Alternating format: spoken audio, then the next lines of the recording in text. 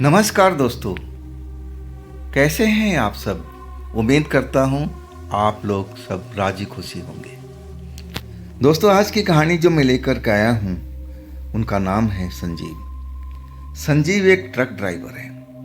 आइए जो उनके साथ कहानी बनी थी, घटना हुआ था, साल था 2004, यानी कि लगभग 20 साल पहले की बात है। तो हुआ क्या था संजीव जी के साथ में, आइए चलते हैं इनकी इस कहानी में। दोस्तों, मेरा नाम संजीव है, पेशे से ट्रक ड्राइवर हूँ।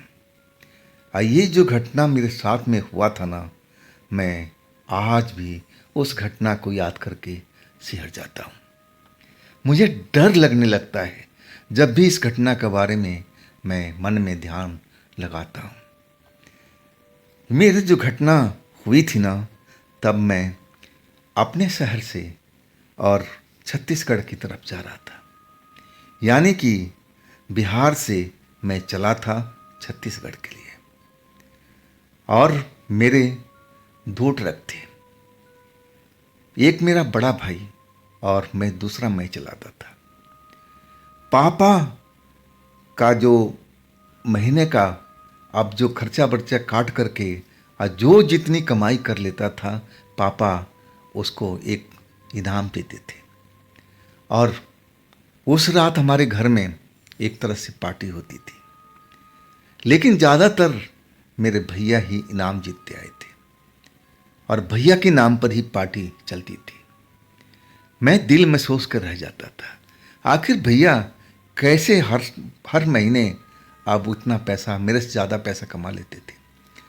मेरे पापा कहते थे कि छोटे, तू भी एक दिन भैया से ज़्यादा अपना पैसा कमाएगा, सब्र रख और तेरे लिए भी हम पार्टी करेंगे और तुझे भी कुछ न कुछ बढ़िया इनाम मिलेगा। मैं मन महसूस करके रह जाता था। भैया से पूछता कि भैया, हम एक जैसे ही काम करते हैं और हर बार बाजी आप मार जाते हो, तो कुछ बताओ ना, कैसे आप जीत जाते हो। आप हर बार महीने में मेरे से ज़्यादा पैसा कमा लेते हो, तो कैसे करते हो। भैया हंसते रहते, मुस्कुराते रहते। अब फिर मेरे कान में बोला कि सुन छोटे, अपने खर्चे में थोड़ा बहुत कटौती भी क्या कर। देख, काम तो लगभग उतना ही होता है, कभी थोड़ा ज़्यादा कभी कम, लेकिन सबसे बड़ा तेरी जो खर्चा है ना, वो मुझसे ज़्यादा है। तू खर्चा अपने खाने पीने पर, रहन सहन पर ज़्यादा करता है, अब मैं बहुत कम करता हूँ। सबसे बड़ी राज है। जब मैं भैया की बात सुना तो मैं भी सोचने लगा कि हाँ, भैया तो इतना खर्च नहीं करते जितना मैं करता हूँ। मैं महंगे ढाबे में खाना खाने बैठ जाता हूँ। जो जीभ में आए, रास्ते में जो मुझे पसंद आया मैं खरीद लेता हूँ। और तभी तो हर महीने भैया मुझसे जीतते जाते और हर बार मैं हार जाता हूँ। भैया ये राज कैसे बताती है। मैं ये राज जान करके बहुत खुश था और मैं अब भैया की बात पर अमल करने लगा था। अपना जो खर्चा था बहुत कटौती कर दिया था। मैं सस्ते से सस्ते ढाबा में खाना खाने की कोशिश करता था। नॉन वेज मेरा जो एकदम मनपसंद चीज़ था और उसको एक तरह से मैंने त्याग दिया था। जो भी साधारण भोजन होता था उस भोजन पर मैं अपना ध्यान लगाए हुए था। जितना खर्चा कम हो सके उतना मैं करने की कोशिश कर रहा था। और महीने के अब 7 दिन बचे हुए थे। इस 7 दिन में मुझे भैया से आगे जाना था और तब मेरे नाम की घर में पार्टी होती और पापा मुझे कुछ न कुछ नया इनाम जरूर देते। और यही मैं संकल्प लिए हुए था। मैं जब छत्तीसगढ़ में पहुंचा ना, तो रात के करीब 10 बज रहे थे। वो जंगल झर वाला एरिया था, एक तरफ खेत जैसा और दूसरी तरफ जंगल झर का इलाका था। उस जगह पर, उस रोड पर मैं पहली बार गुजर रहा था। मेरे लिए वो सड़क बिल्कुल नहीं थी और वो एरिया भी मेरे लिए बहुत नया था जिस रोड से मैं गुजर रहा था। मैं काफ़ी देर से बाथरूम रोके हुए था, लेकिन अब लिमिट से बाहर हो रहा था और तब मुझे अब बाथरूम के लिए ट्रक रोकना पड़ा। और जैसे ही मैं ट्रक रोक करके बाहर गया और मैं बाथरूम करने लगा। बाथरूम करने के बाद मैं सोचा थोड़ा सुस्ती दूर कर लूं। शरीर में अब दर्द सा हो रहा था, कमर भी दुख चुका था। ड्राइव करते करते हम ट्रक ड्राइवरों के साथ में तो यही होता है, ज़्यादातर अकड़न सी शरीर में हो जाती है और वैसा ही महसूस कर रहा था। और तभी अचानक एक ठंडी हवा का झोंका उस गरम भरे मौसम में, भरी रात में मुझे महसूस हुआ। हाँ, एक पल के लिए लगा तो मैं शिमला में पहुंच गया हूँ। इतनी ठंडक का मुझे एहसास हुआ, बस कुछ पल के लिए। अब फिर वही गर्म हवा का अब महसूस मुझे हो रहा था और अगला पल मुझे कुछ और दिखाई दिया। मैं देख रहा हूँ कि मेरे ट्रक के अंदर में एक लड़की का शक्ल दिखाई दे रहा है और वो मेरे ड्राइविंग सीट पर बैठी हुई मेरे डैशबोर्ड पर कुछ ढूंढ रही है। जब मैं उस लड़की को देखने लगा तो मुझे धक से दिल हो गया। मेरा कीमती बटुआ उसी डैशबोर्ड पर था और उसमें मेरे लिए पूरे महीने के खर्चा का हिसाब किताब, और उसमें मेन चीज़ था एक छोटी सी डायरी जिसमें सारे ट्रांसपोर्ट वालों का टेलीफोन नंबर लिखा हुआ था और सब कुछ मैं सहेज कर रखता था। और उसमें मेरे लिए खर्चे का कुछ रुपए भी रखे हुए थे। और मुझे यही लगा कि ज़रूर वो लड़की कोई चोर नहीं है और मेरा बटुआ अब चुरा के भाग जाएगी। अब मैं वो जिस जगह पर खड़ा था वहीं से चिल्लाना शुरू किया और दौड़ना भी शुरू किया। कह रहे, कौन हो तुम? मेरे ट्रक में क्या कर रही हो? और देखो मेरे बटुए को तो छूना मत। अब मैं दौड़ता हुआ जब ट्रक के पास पहुंचा तो मैं देख करके हैरान रह गया कि कोई भी मेरे केबिन के अंदर नहीं है। जिस लड़की को मैं अपने केबिन के अंदर में देखा था वो लड़की अब तो थी ही नहीं। अब बटुआ जो था अपनी जगह पर था नहीं। सबसे गंदी मेरी आदत थी, बटुआ अपने पैंट के जेब में रखता ही नहीं था। मैं उस टाइम बटुआ जब ट्रक ड्राइव करता था तो डैशबोर्ड पर रख देता था और जब मैं कहीं ढाबा वगैरह में जाता था या कहीं और काम में तो बटुआ जेब में रखता था। ये सबसे मेरी बड़ी गंदी आदत थी। अब बटुआ अपनी जगह पर था नहीं और मैं तो एकदम सन्न रह गया कि आखिर लड़की इतनी जल्दी मेरा बटुआ लेकर कहाँ भाग गई। मैं अब इधर उधर ट्रक के देखने लगा कि कहीं ट्रक के नीचे छिप तो नहीं गई, लेकिन मुझे वो लड़की दोबारा कहीं नहीं दिखी। अब बटुए में अब खर्चे के लिए पैसा भी था। अब मैं छत्तीसगढ़ में था और मैं इस नए शहर में, अब मेरे पास में एक फूटी कौड़ी नहीं बची थी कि मैं अपने लिए क्या खाऊंगा क्या पीऊंगा। और सबसे मेन समस्या थी कि मेरे ट्रक में अब ईंधन भी तो चाहिए, डीजल भी तो चाहिए। मैं कैसे करूंगा ये सब प्रबंध? मैं सकते में आ चुका था। अब उस जगह पर इधर उधर खेतों में इधर उधर देखने की कोशिश कर रहा था कि लड़की कहीं पर दिख जाए तो मैं इसको छोड़ूंगा नहीं, चाहे कुछ भी हो जाए। लेकिन वो लड़की दिखाई दे तब ना। आखिरकार मैंने 1 घंटा से ऊपर का समय बिता दिया था और मुझे लगने लगा कि अब यहाँ पर रुक कर कोई फ़ायदा नहीं है। मुझे अब आगे चलना चाहिए, जो होगा देखा जाएगा। जिस ट्रांसपोर्ट का माल था और वहाँ से मैं मदद ज़रूर मांगूंगा। उम्मीद है कि मुझे मदद मिल जाएगी।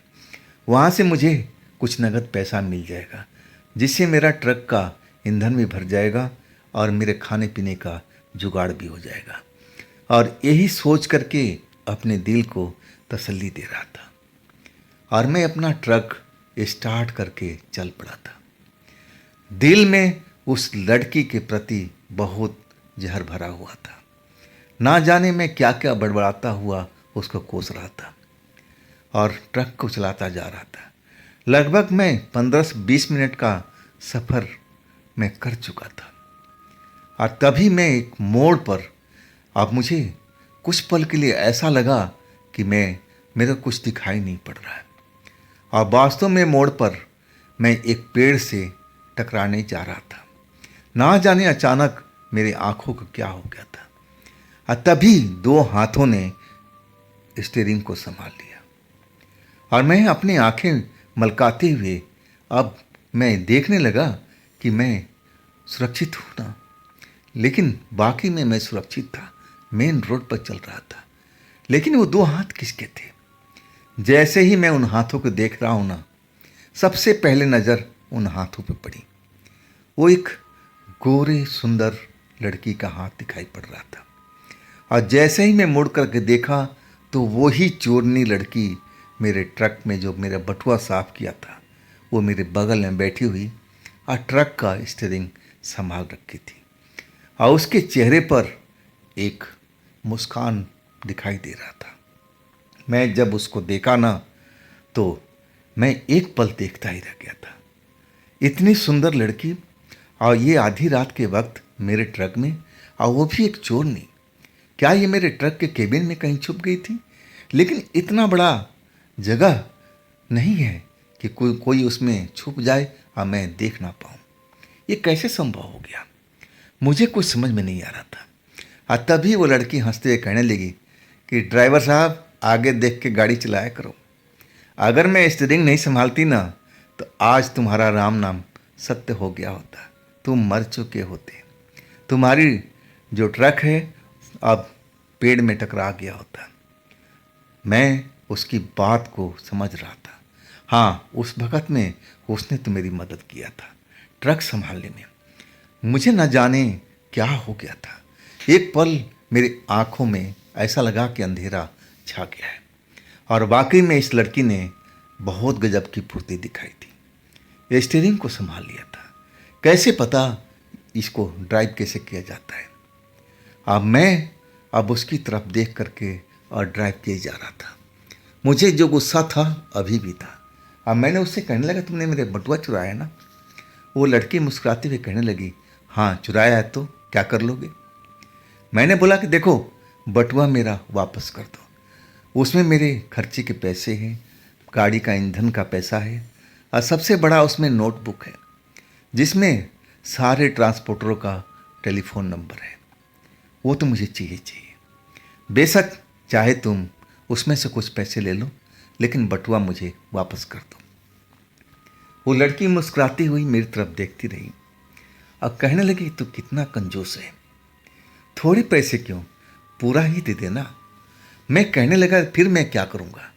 मैं क्या खाऊँगा, मैं क्या पीऊँगा, क्या मैं डीजल डलवाऊँगा, कैसे? और वो लड़की कहने लगी, अरे तू इसकी चिंता क्यों करता है? तू और कमाई कर लेगा। मुझे तेरे पैसे की ज़रूरत है, और तभी तो मैं तेरा बटुआ चुराई। उसको डर नहीं लग रहा था मेरे से बात करते हुए, जैसे वो खुल करके बोल रही हो। डर नाम का चीज़ उसके चेहरे पर मुझे दिखाई नहीं दे रहा था। धड़ल्ले से मुझे कह रही थी कि मैं इसलिए बटुआ चुराई हूँ कि मुझे तेरे पैसे की ज़रूरत है, और मैं उससे कह रहा था कि कुछ पैसे ले ले और बाकी बटुआ मुझे वापस कर दे। लेकिन वो मना कर रही थी और कहने लगी कि मेरा एहसान तो मान, मैंने तेरे रक्षा किया, इस वक्त में तेरे ट्रक को मैं बचा दिया, तेरी जान भी बचा दी, तो इतना तो एहसान मान ले। मैं कहने लगा, तभी तो मैं एहसान मान रहा हूँ, कुछ पैसे इसमें से निकाल के तुम रख लो, अब बाकी बटुआ मेरे हवाले कर दो। और इसी पर बहस चल रही थी, और वो लड़की बिल्कुल बटुआ देने का राजी नहीं, अब मैं बटुआ लेने पर जिद में अड़ा हुआ था। और तभी अचानक वो लड़की ने बटुआ मेरी तरफ पकड़ा दिया। अब बोली कि ले कंजूस, अपना बटुआ अपने पास में रख, तेरा पैसा मुझे नहीं चाहिए। मुझे तो भूख लगी थी, मुझे खाना खाना था, इसलिए मैं तेरे बटुए पर हाथ साफ किया। अगर तू खाना खिला सकता है तो बोल। मुझे भी भूख लग रही थी। मैं काफ़ी देर से कुछ भी नहीं खाया था, और भूख का एहसास अब मुझे भी लगने लगा जब उस लड़की ने भूख का नाम लिया। तो मैं कहने लगा, घबराती क्यों है? तो बता, मैं इस जगह पर तो अनजाना हूँ, मुझे इस रास्ते का कुछ भी मालूम नहीं कि कहाँ ढाबा है, कहाँ होटल है। तू तो यहीं का रहने वाली है। तब वो लड़की कहने लगी, हाँ, मैं यहीं पर पैदा हुई हूँ और यहीं पर रहती हूँ। सब एरिया मेरा देखा भाला है। मैं बातों बातों में पूछने लगा कि इतनी रात को तू कहाँ से आ रही है और क्या करती है। तब वो सीधे बोली कि मैं लोगों का जेब साफ करती हूँ, तुम्हारे जैसे लोगों को ठगती हूँ, यही तो मेरा काम है। मैं उसकी स्पष्ट बात सुनकर के अब मैं उसकी तरफ देख रहा था और उसके चेहरे पर मुस्कुराहट गहरी होती जा रही थी। और तभी वो विषय बदलते हुए कहने लगी, अरे कंजूस, तूने तो बोला था कि मैं भोजन कराऊंगा, क्या तेरा इरादा बदल गया है? मैंने कहा कि नहीं नहीं, इरादा नहीं बदला है, तू जगह तो बता कि कहाँ पर होटल है, कहाँ ढाबा है। और तब कहने लगी, जैसे जैसे बता रही हूँ और तू मेरे कहे अनुसार चलता रहा। और वो लड़की मुझे अब रास्ता दिखाने लगी।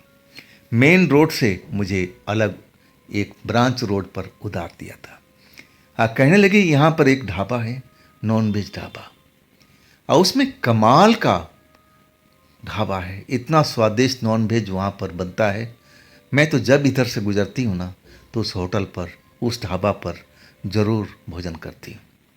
तू भी तो नॉन वेज खाता है कि नहीं खाता है? मैंने बोला, हाँ, कभी कभी ज़रूर खाता हूँ। तब वो लड़की बोली, अरे यहाँ का खाना खा के देखना, उंगलियाँ चाटते रह जाएगा। और वाकई में उस ब्रांच रोड पर चलने के बाद मुझे एक जगह पर रोशनी सी दिखाई दी। और लड़की कहने लगी कि देख, इस ढाबे के आगे मत ट्रक रोकना, एक रास्ता पीछे से भी है, और पीछे चल कर के ट्रक रोकना, पीछे पार्किंग भी है। और देख, सबसे कमाल की बात है कि मैं सब कुछ खाना यहीं पर मंगाऊंगी, तेरे ट्रक में ही हम भोजन करेंगे और होटल में जाने की, ढाबा में जाने की ज़रूरत नहीं है। देख लिया ना, वहाँ पर भीड़ है, अब कब खाना मिलेगा कुछ कहा नहीं जा सकता। लेकिन मैं कुछ ऐसे लोगों को जानती हूँ जो यहाँ पर खाना दे जाएंगे, वो बेटर मेरे जानते हैं, जान पहचान के हैं। तुम उसी जगह पर पार्किंग करके इंतज़ार करना। लड़की जैसे जैसे बताती जा रही थी, ट्रक में घुमा करके उस ढाबे के पीछे वाकई बहुत बड़ा सा पार्किंग था, खुला मैदान जैसा, और वहाँ पर कोई ट्रक नहीं था, ना कोई और गाड़ी, जो भी था वो आगे की तरफ। और वो लड़की मुझे पीछे लेके आई थी। मैं अब ट्रक लगा दिया था और वो लड़की अब मेरी तरफ देख करके कहने लगी कि सुन कंजूस, तू यहीं पर रुकना, मैं पिछले दरवाजे से जा रही हूँ और मैं खाना ऑर्डर करके आ रही हूँ, तो कुछ देर इंतज़ार तो कर सकता है ना? मैंने बोला, हाँ हाँ, इंतज़ार पूरा करूँगा, तुम जाओ अपना काम करो। मैं उस लड़की के बारे में सोचने लगा कि देखो, अपने आप को कह रही है कि मैं ठग हूँ, मैं चोरनी हूँ, तुम जैसे का पैसा मैं साफ कर देती हूँ। और मैं आश्चर्य में था कि ऐसी भी लड़की आधी रात को, ना तो उसको कोई डर ना कुछ संकोच, ये कैसी लड़की है भाई? मुझे कुछ समझ में नहीं आ रहा था। मैं कुछ समझता उससे पहले लड़की आ चुकी थी और कहने लगी, कंजूस, खाने का मैं ऑर्डर कर चुकी हूँ और यहाँ पर खाट भी मंगवा लिया हूँ। अब हम खाट पर बैठ कर के आराम से भोजन करेंगे और इसके बाद थोड़ी देर आराम करेंगे। मुझे भी तेरे साथ आगे जाना है। अब फिर वो जगह का नाम भी बताई जो कि मुझे मालूम नहीं था, लेकिन मुझे लगने लगा कि ये मेरी दोस्त बन सकती है। रास्ते का सफ़र आसान होने वाला था। अब मेरा ये बटुआ नहीं चुराएगी। लेकिन मैं पूछा कि देख, ये जो खाना तुमने ऑर्डर किया है, क्या ये महंगा है या सस्ता है? और तब वो कहने लगी, अरे कंजूस, तू रहने दे, तेरे बस का नहीं है, ये खाना मैं अपने पैसे से ऑर्डर करी हूँ और तुझे 1 रुपये देने की ज़रूरत नहीं है। तब मेरे दिल में संतोष हुआ कि चलो, मेरा पैसा बच गया। और कमाल की बात थी कि 5 मिनट के अंदर में 2-2 खाट अब पीछे की पार्किंग में आ चुका था। हम अपने ट्रक के बिल्कुल आड़ लेकर के खाट को लगा चुके थे। कुछ ही देर के बाद खाना भी अब आ चुका था। कमाल की खुशबू उस खाने में आ रही थी। मैं तो उसका खुशबू सुन कर के ही अंदाज़ा लगा चुका था कि ज़रूर ये जो लड़की बोली है सही बात बोली है। खाने में इतना खुशबू तो खाने में स्वाद कैसा होगा। अब वास्तव में जब मैं उस स्वाद को चखाना तो मुझे अच्छा लगा।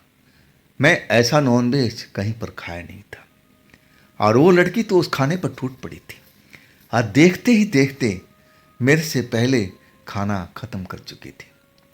अब फिर एक डकार लेकर के पानी पीने लगी थी। अब मुझसे कहने लगी, अरे कंजूस, जल्दी जल्दी खा ले, इसमें भी कंजूसी मत कर, मेरे पैसे का खाना है। और मैं उसकी बात का अब मज़ा लेने लगा था। मुझे लगने लगा कि ये लड़की दिल ही दिल में मुझे चाहने लगी है। मैं था ही ऐसा ही, सुंदर था, स्मार्ट था, लेकिन ट्रक चला रहा था, पेशे से ड्राइवर था। इसलिए आज तक कोई सुंदर लड़की मुझसे पटी नहीं थी और ना मैं कभी इस लाइन में जाना चाहता था।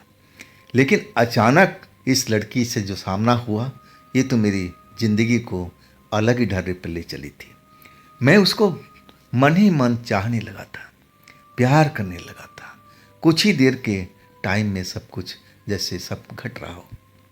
और लड़की मुस्कुराती हुई कहने लगी कि और खाना है तो और मैं ऑर्डर करके आऊँ।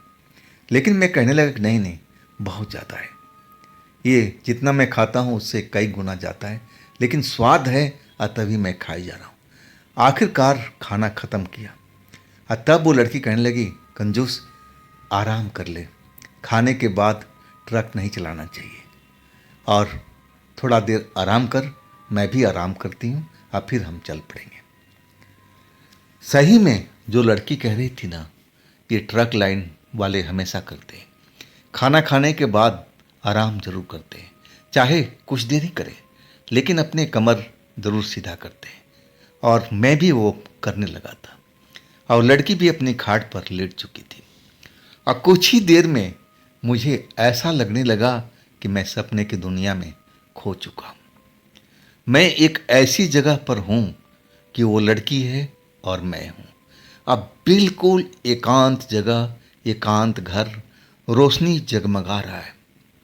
हर तरफ उस कमरे में रोशनी फैला हुआ नजर आ रहा है। एक साफ सुथरी बिस्तर लगा हुआ है जिस पर मैं लेटा हुआ हूँ।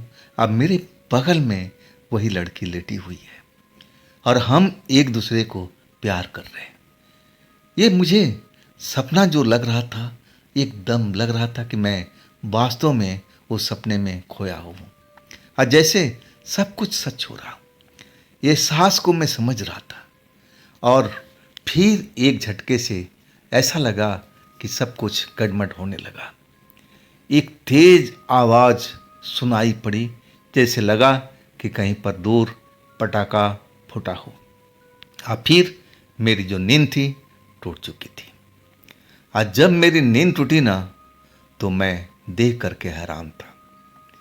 मैं तो अपना ट्रक के पास में था ही नहीं, ना तो वो खाट थी, ना तो वो लड़की थी। मैं एक ऐसे कमरे में था जैसा मैंने सपने में देखा था। एक कमरा भरपूर रोशनी से भरा हुआ और साफ सुथरा पलंग बिस्तर लगा हुआ है। हाँ, मैं उसी पलंग पर लेटा हुआ हूँ और वो लड़की मेरे बगल में लेटी हुई है। मैं देख करके मुझे लगा कि अभी मैं सपने के अंदर हूँ। ऐसा कभी नहीं हो सकता, ये ज़रूर ख्वाब है और जब मेरा ख्वाब टूटेगा तो मैं अपने ट्रक के पास में होऊंगा। लेकिन आवाज़ एक ज़ोरदार सुनाई पड़ी और वो आवाज़ सुन करके मैं लगा कि बस ना जाने क्या हो गया है। ऐसा आवाज़ मैंने कभी सुना नहीं था और वो आवाज़ किसी जानवर की जैसी अब लग रही थी, जैसे कोई शक्तिशाली राक्षस हो और वो आवाज़ करता हुआ चल रहा हो। और अचानक वो लड़की का नींद भी खुल चुका था। लड़की उस आवाज़ को एक पल महसूस किया और कहने लगी कि जल्दी कपड़े पहनो और भागो यहाँ से, जल्दी भागो, वो आ चुका है। अब हमें यहाँ से भागना ही पड़ेगा, नहीं तो वो हमें मार देगा, हमें पकड़ लेगा। ना जाने किसकी लड़की बात कर रही थी, मुझे तो उस पल समझ नहीं आया। लेकिन मैं इस घर में आया तो कैसे आया, कैसे, मुझे होश क्यों नहीं था, ये लड़की कैसे लेके आ गई। लड़की मेरा हाथ पकड़े और बाहर की तरह अब घर से बाहर निकल चुके थे। बाहर अंधेरा ही अंधेरा थी, लेकिन वो लड़की मेरा हाथ पकड़े तेज तेज कदमों से दौड़ रही थी और उसके पीछे मैं भी दौड़ रहा था। अब पीछे वही आवाज़ मुझे सुनाई दे रही थी, जैसे कोई भारी चिंघाड़ता हुआ आवाज़ करता हुआ और इस तरफ को आ रहा है। और लड़की बार बार मुझे मुड़ के कहती, कंजूस जल्दी से दौड़ ले, ना तो तू तो बचेगा नहीं, मेरा तो कुछ नहीं होगा, लेकिन तू जरूर मारा जाएगा। अब मैं नहीं चाहती हूँ कि तू मरे, इसलिए तू अपने पैरों में थोड़ा जोर लगा ले, जल्दी से जल्दी इस जगह से भागने की कोशिश कर, नहीं तो तू बिल्कुल मारा जाएगा उसके हाथों में। मैं समझ नहीं रहा था कि किसकी बात कर रही थी। ये भारी भरकम आवाज़ था किसका? हम कहाँ पर आ चुके? जब अंधेरे से अब मुझे एक रोशनी दिखाई देने लगी, तब एहसास हुआ कि अरे हम तो बहुत दूर उस होटल से दूर आ चुके थे। उस होटल की ढाबे की रोशनी मुझे दिखाई देने लगी थी। अब मेरा ट्रक भी कुछ देर में दिखाई देने लगा था और मैं जी जान से दौड़ लगा चुका था। लड़की भी तेज तेज मुझे डांटती रहती कि जल्दी करना कंजूस, नहीं तो मैं बचा नहीं पाऊंगी, वो तुझे मार के खा जाएगा, मैं कुछ नहीं कर पाऊंगी, उसकी शक्ति बहुत ज़्यादा है, मैं उससे लड़ नहीं पाऊंगी। तू अपनी जान बचाना चाहता है तो तेज दौड़, इसी में तेरी भलाई है। और मैं कुछ कर ही नहीं पा रहा था, सांस उखड़ने लगी थी, अब लगने लगा था कि मैं दौड़ नहीं पाऊंगी। तभी वो लड़की मेरा हाथ जोर से खींचा और कहने लगी कि नहीं दौड़ेगा ना तो मारा जाएगा। इसके बाद पीछे मेरा ऐसा लगा कि कोई वास्तव में दौड़ता हुआ आ रहा, भारी कदमों की आवाज़ सुनाई देने लगी। एक बार में पूरी शक्ति लगा दिया, तब मैं उस अपने ट्रक के पास हम दोनों के दोनों पहुंच गए थे। जल्दी से वो लड़की बोली कि ट्रक में बैठ और ट्रक को स्टार्ट कर, इस जगह पर रुकना नहीं है। मैं कांपते हाथों से पूछना चाहता था कि ये भला कौन है जो मेरे पीछे लगी? हम लोग तो यहाँ चारपाई पर सो रहे थे, तू मुझे लेके कहाँ गई थी, कैसे ले गई थी नींद में मुझे? लेकिन ये सवाल अभी अपनी जगह पर सही नहीं था, अभी तो मेरी जान बचाना था, जैसे लड़की कह रही थी। वही मैं किया, ट्रक स्टार्ट करके उस जगह से मेन रोड पर आ चुका था और मैं अब तेज़ी से ट्रक को दौड़ाने लगा था। और वाकई में जब हम उस होटल से आगे निकले ना, तो आवाज़ आनी बंद हो चुकी थी। वो लड़की ने गहरी सांस ली और फिर मेरी तरफ देख के कहने लगी कि आज तो बाल बाल बचे, नहीं तो तुझे तो वो फाड़ करके खा लेता, मेरा तो कुछ बिगाड़ नहीं पाता, लेकिन तुझे तो मज़े लेकर के स्वाद से खाता। मैं समझ ही नहीं पा रहा था कि बार बार किसकी बात कर रही थी।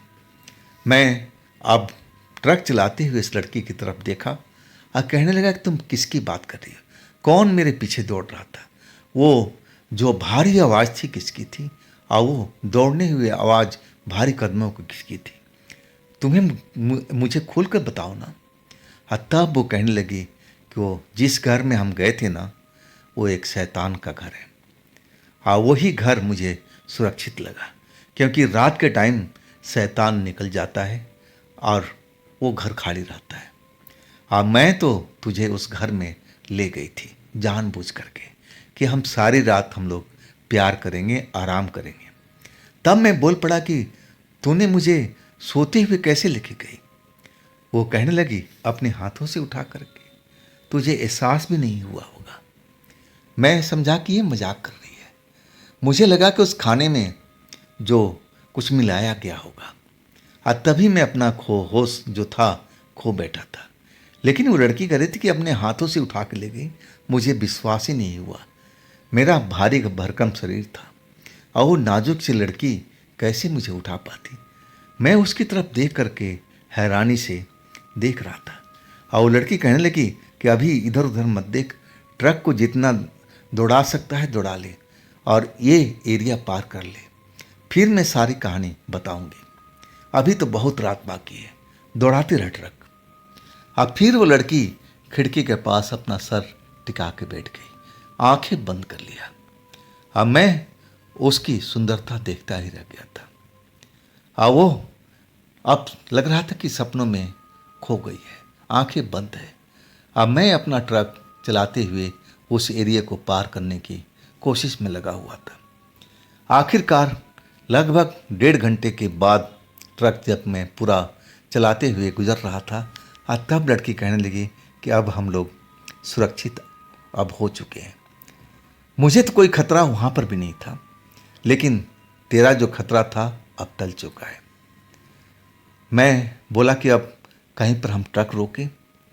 तब कहने लगे कि हाँ, किसी अच्छी जगह पर देख कर ट्रक रोक। अब मैंने वही किया। एक जहाँ पर खुली जगह थी, मैं ट्रक रोक दिया और तब मैं लड़की से बात करने लगा। रात तो अपनी थी, अब पीछे जो घटना हुई थी उसके बारे में मैं सब कुछ जानना चाहता था कि लड़की ज़रूर मेरे खाने में ऐसा कोई पदार्थ मिलाई होगी जिसके वजह से मेरा होश चला गया होगा। ये लड़की मुझे उस घर में लेके गई थी, मेरे साथ हम बिस्तर भी हुई, और ये शैतान वाला बात क्या था ये मुझे समझ में नहीं आ रहा था। तब वो लड़की कहने लगी कि देख, जब मैंने तुझे एक नज़र देखा ना, जहाँ तू बाथरूम करने के लिए ट्रक रोका था, तो मैं तुझे देख करके अपना दिल दे बैठी थी, और तब मैंने तेरा बटुआ जानबूझकर चुराया था कि तू परेशान हो और फिर तू मेरे काबू में आए। वैसे तो मेरे तू काबू में आ ही चुका था। मैं तुझे उस होटल पर, ढाबा पर ले गई थी। चाहती तो मैं आगे भी लेके जा सकती थी, लेकिन आगे मैं जाना नहीं चाहती थी। मैं पीछे इसलिए गई कि तुम और हम एकांत में रहे। और देखो, हमने कोई खाने में कुछ नहीं मिलाया था। मैं तुझे जब तुम सो गए थे ना, तो अपने हाथों से उठा करके उस शैतान के घर में गई थी। मैं उस घर में ना जाने कितनी बार जा चुकी हूँ तुम्हारे जैसे लड़कों को लेकर के, और आज तक शैतान रात में वापसी नहीं आया। जब सुबह होता था तब वापसी आता था। तो मुझे इतना उम्मीद था कि सुबह होने से पहले तो नहीं आएगा और सारी रात हम लोग प्यार करेंगे, लेकिन वो वक्त से पहले आ चुका था और तभी हम लोग को भागना पड़ा। मैं जब उस लड़की की तरफ देखा ना, तो उसकी हिम्मत की दाद देने लगा। अब मैं कहने लगा कि तुम नाजुक सी लड़की मुझे कैसे उठा सकती हो, और ये सब तुम कैसे कर सकती हो? क्या तुम्हारे अंदर कोई काली शक्ति बैठी है क्या? तब वो लड़की कहने लगी कि अभी भी तूने मुझे नहीं पहचाना। मैंने बोला हाँ, खूबसूरत हो, सुंदर हो, और तुम मेरे दिल की भाग गई हो, यही मैं जानता हूँ। लेकिन लड़की हंसते हुए कहने लगी कि देखो तुम्हें मैंने कैसे उठाया था। अब पल भर में जैसे अपने दोनों हाथों से मुझे हवा में कई फुट ऊपर उठा दिया था। और तब मुझे लगा कि अरे, ये लड़की में तो ज़रूर कोई ऐसी शक्ति है, पावर है। अब मैं कहने लगा नीचे नीचे उतारो, नीचे उतारो, नहीं तो मैं गिर जाऊंगा। और लड़की हंसते हुए मुझे नीचे उतार दी और कहने लगी कि अब तुम्हें भरोसा हो गया कि मैं सच बोल रही हूँ। मैं अब ये सब देख करके थोड़ा भयभीत हो गया था कि ये लड़की कोई जादूगरनी है, कोई जादू टोने वाली है, कोई डायन है, क्योंकि चुड़ैल तो लग नहीं रही थी। मैंने सुना था कि चुड़ैल के पैर उल्टे होते हैं, लेकिन इसके पैर तो सीधे थे, चेहरा भी चुड़ैल की तरह नहीं था। तो ये तो चुड़ैल और मुझे कहीं से भी नहीं लग रही थी। मुझे लगने लगा, संदेह होने लगा कि ज़रूर ये कोई डायन होगी और इसने अपना रूप रंग बदल चुका है। लेकिन डायन, मेरे दिल की बात ना जाने वो कैसे समझ गई और कहने लगी तू जो कुछ सोच रहा है ना, मैं वो बिल्कुल नहीं हूँ। मैं एक आत्मा हूँ, और देख मेरा असली रूप। अगले पल हाड़ मांस की लड़की एकदम जैसे परछाई सी बन चुकी थी। पूरा शरीर जैसे धुएं में भरा हुआ हो, वो इधर उधर हवा के साथ लहरा रही थी।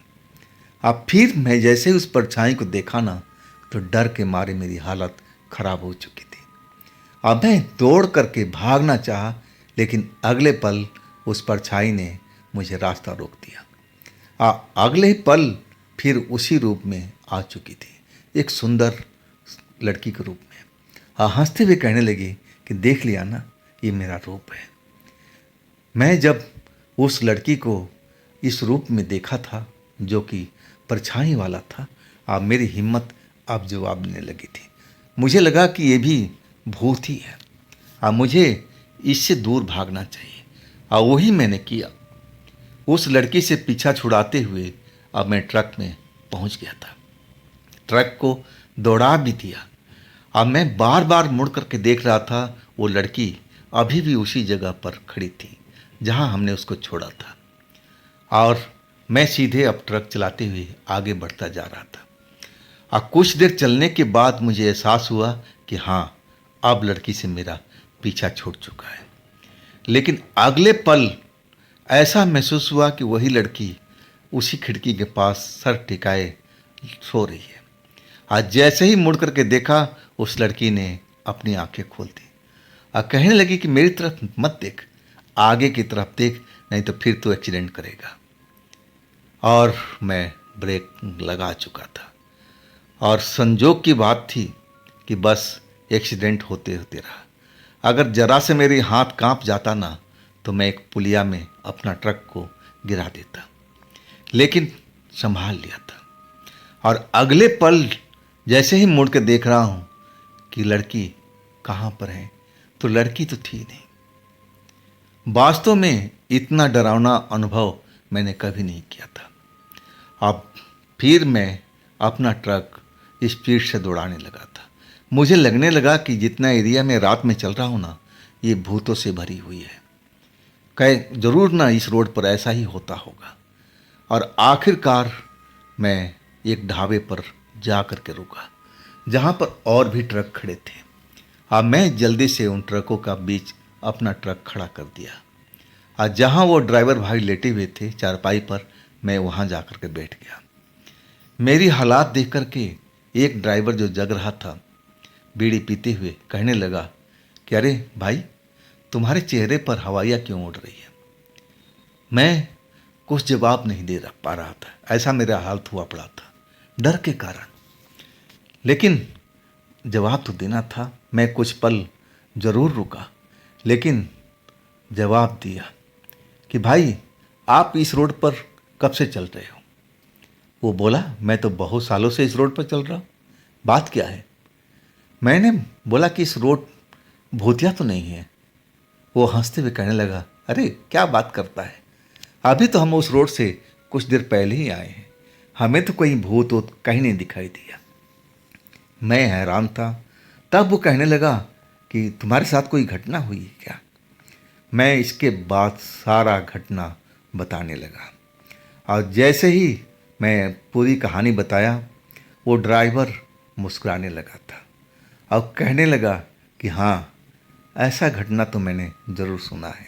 वो खूबसूरत लड़की जो अपने आप को आत्मा बताती है, और आत्मा है भी। ना जाने कितने यंग ड्राइवर को के साथ में ऐसा कर चुकी है। आज जिस तुम होटल की बात कर रहे हो ना, उसी होटल के पीछे वो एक शैतान का घर बताती है और उसी घर में ले जाती है।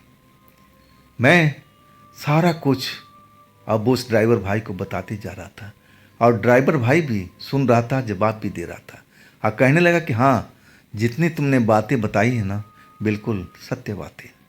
ऐसा मैं सुन चुका हूँ कितने ड्राइवर लड़कों से जिनकी उम्र कम है। वो कम उम्र के ड्राइवर को पकड़ती है, उसके साथ रात बिताती है और सुबह होने से पहले उस घर को छोड़ कर के चली जाती है, और किसी को नहीं बताती कि वो आत्मा है, भूत है, प्रेत है। लेकिन तुम्हें ज़रूर बताई है। तुम्हें तो अपना असली रूप भी दिखा दिया है। ज़रूर तुमसे वो बेहद प्यार करती होगी। मैं तो ये सब सुन कर के ही समझ गया था कि मेरा जो सोचना था बिल्कुल, अब मैं तो उसका असली रूप भी देख चुका था। वो अपने आप को खुद ही आत्मा घोषित किया था, और उसमें तो बलाह की शक्ति थी। मुझे तो अपने दोनों हाथों से कई फुट ऊपर हवा में उठा लिया था। तो ज़रूर जो ड्राइवर कह रहे हैं भैया, ये बात भी सही होगा। और वो आत्मा भी बोली थी कि तुम्हारे जैसे को कितने को मैं इस घर में ला चुकी हूँ। और इसके बाद में मैं सोच लिया था कि अब रात में तो इस रोड पर निकलूँगा नहीं। मैं सारा रात उसी ढाबे पर रुका रहा। जब सुबह हो गई तब मैं अपने ट्रक को स्टार्ट किया और अपने स्थान की तरफ चल पड़ा। तो दोस्तों, ये थी आज की कहानी संजीव जी की। ये कहानी आपको कैसी लगी आप मुझे ज़रूर बताइएगा। और दोस्तों, ये भी चैनल आप ही का है, तो इसको भी अपना प्यार दीजिए, लाइक कीजिए, सब्सक्राइब कीजिए। और फिर हम मिलते हैं अगले दिन एक नई कहानी में। आप लोग अपना ख्याल रखिएगा। नमस्कार।